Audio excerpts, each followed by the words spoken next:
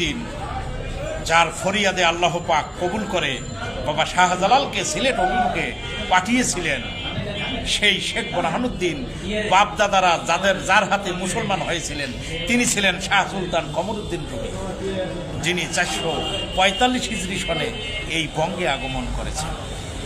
তিনি একজন আল্লাহর ওলি। খাজা মঈনুদ্দিন চিশতি ভারতবর্ষে এক এক করে 95 থেকে 98 লক্ষ লোককে মুসলমান বানিয়েছিলেন। আজকে আমি কোন কুতুব আমি বলি অলি আল্লাহর মাজার রাখবো না। এক মোল্লায় কয় কোরআন হাদিসের বাইরে যত মাজার আছে সব লাথি দিয়া ভাঙ্গা দাও, এটা মোল্লার ভাষ্য।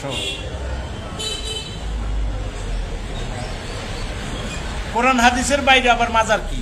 আল্লাহর ওলিদের কথা কোরআন হাদিসে আছে না, আলা ইন্না আউলিয়াল্লাহু লা খাউফুন আলাইহিম ওয়া লা হুম ইয়াহজানুন। ওলি আল্লাহর কথা কোরআনে আছে, ওলি আল্লাহর মাজার থাকবো না? ওলি আল্লাহর কথা কোরআনে আছে, বেকুব কথাকার। ওলি আল্লাহর বাইরে মাজার হয়, ওলি আল্লাহরই মাজার হয়। তো তুমি কোন কুতুব? কোরআন হাদিসের বাইরে যত মাজার আছে সব মাজার কোরআন হাদিসের মধ্যেই আছে, আবার বাইরে কি? এই হচ্ছে অহংকার। আল্লাহর ওলিকে কেউ লাথ খাইতে চাইলে এই লাথ